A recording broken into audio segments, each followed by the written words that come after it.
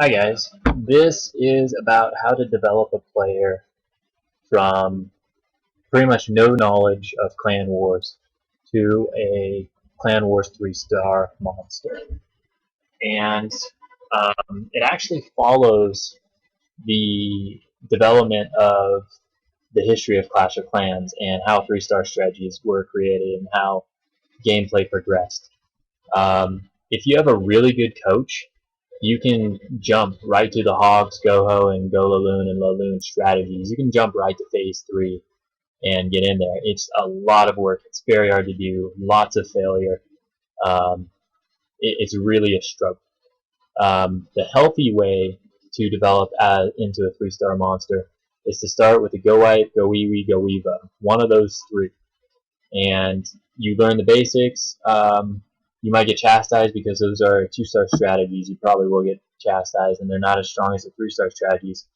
As soon as you master them, I mean, this should be like 5 or 10 wars. A lot of practice. Master them, or one of them, and then move into hybrid attacks. Hogo and Logo Wipe, or Logo Wee Wee, or Logo Weeva. And what these hybrid attacks are is you do a 75% Go Wipe, Go Wee Wee, or Go Weeva, and then you use defensive-led troops like Hogs and Loons on the back end um, to attack and get the 3-stars to destroy the defenses. And it's not as strong as the 3-star strategies, but it usually gets to 2-stars. And it's a way of building yourself into the Loon and the Hogs, because when you're doing these, you're using the comfortable Go Wipe, Go Wee Wee, and Go Weeva, and then you're adding Hogs or Loons, and so you can become familiar with them. But you're only adding some of, like a few of them. It's only like 25% of the attack. So you're actually you're learning in a safe way, with the 2-stars still pretty much guaranteed. Um, then phase 3 is you just go into the raw 3-star strategies that are like 3-star or bust, and you should be hitting them most of the time. Takes high-level heroes, takes a lot of development, but once you get into these, you really get into these, you get in a role, and you become a 3-star monster. Phase 4 is pretty much for Town Hall 10. And this might change when Town Hall 11 comes out, but at Town Hall 10, the odds are stacked against the attacker. It's pretty hard to 3-star. So generally, players that can create their own custom strategy to each base and be very creative and unique and really understand the fundamentals of the game, those are the people that are 3-starring at Town Hall 10. Those are the monsters that everyone looks up to and be like, wow, that's really cool. You can see them like Tiger from Crystal Warriors, Clifford from Hebrew Legends, Mohammed from Clash Heads, Rextasy from One Hive. These guys are they're doing it, and it's pretty inspiring to do. Now, going to base design, phase 1, when you're learning Go Wipe, Go Wee Go Weeva, you might as well start learning how to build an anti-3-star base. There's no point in making an anti-2-star base because anyone with half a brain is going to 2-star you. If they can't, you're playing against losers.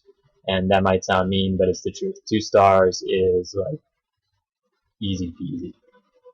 And you might as well start learning how to, yeah, you might as well learn how to start preventing the 3-star and building the base to prevent the 3-star. Because it takes a long time. It's not a quick process learning how to build anti-3-star bases.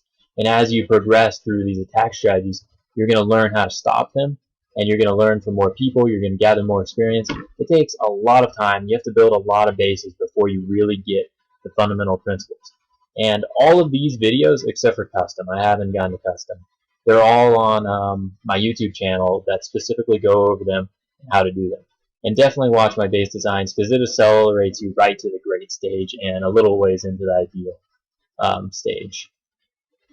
So yeah, I really highly recommend my base design videos. And One Hive, I'll show you in the research in this next phase.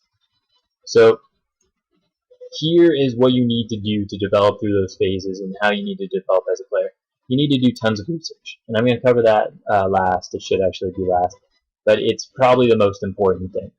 You need someone to help you through to kind of build you up and show you what you're doing wrong directly, so that way you don't have to research it. Because learning on your own is so much harder than having someone teach you and just accelerate you through things.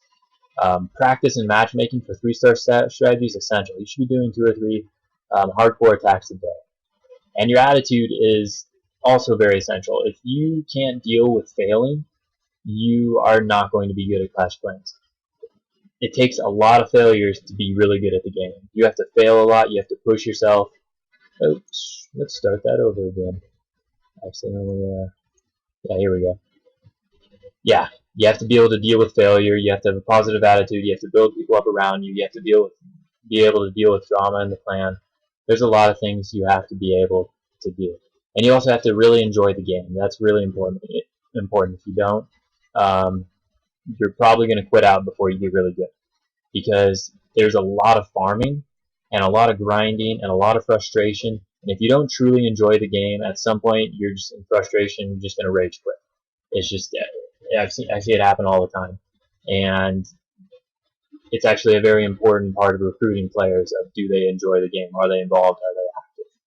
And you have to have the drive. You have to be competitive. You have to want to win. You have to want to push yourself. You want to be better than those around you. This is pretty much just like anything in life. You take these things and you apply it to anything in life, whether it be a job, whether it be a sport. These are the things that you need to succeed. You also need to farm a ton. Heroes and troops and defenses play a very, very large role in this game, and they're not easy to get. You have to work for them. You have to work a lot for them. It's ridiculous. So anyhow, let's move on to the research side of things. This is how you should be researching. These are all the different YouTube channels that I found to be useful. I'm going to start from the ones that are most helpful. One Hive raids, you can pretty much find anything and everything in One Hive. They have a wall. They have war recaps. They have live attacks where he walks it through, cleanups. They get involved with a lot of arranged matchups between high-end clans. It's the best channel in my opinion. Most balanced, best balance for sure. Mosfrey doesn't really talk very much, but he shows very creative. He's usually on the cutting edge of attack strategies. Very good to check him like every week or so and see what's coming out that's new.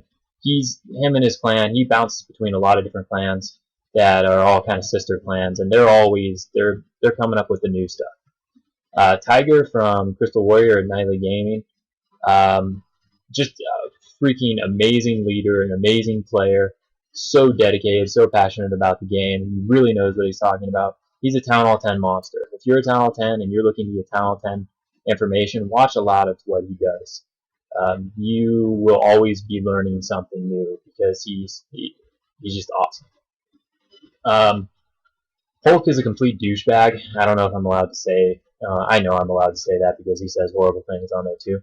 But he's pretty good at the game. He's pretty entertaining, and he has good content. Original creator of Holo, self-proclaimed probably is the original creator of Holo. Very good player, has a lot of really good videos. Swedman, watches videos from Hebrew Legends. Clifford, Oriel, they're monsters. Hebrew Legends was a really good clan. Now he's in Reddit Troopers. I'm sure he's going to produce more really good content. Great Town Hall 9 player. Red Force Chronicles hasn't been around. They haven't been active lately. They have really good base design videos, and they look at things a lot differently. They're really into the Phase 2 hybrid strategies. And Valkyrie Girl Power is a channel. It's all Asian clans, no English, and they don't even talk. They just show Town Hall 10 versus Town Hall 10 3-stars. And it's a good way of seeing what the Asians are doing to 3-star. What haven't I covered? Omar isn't very active. He has some pretty good content. He's from In the Dark, which is one of the beastliest Town Hall 10 clans there is. Every now and then I check him. Every now and then he puts out good content. Exclusive Empire is kind of like a filler channel.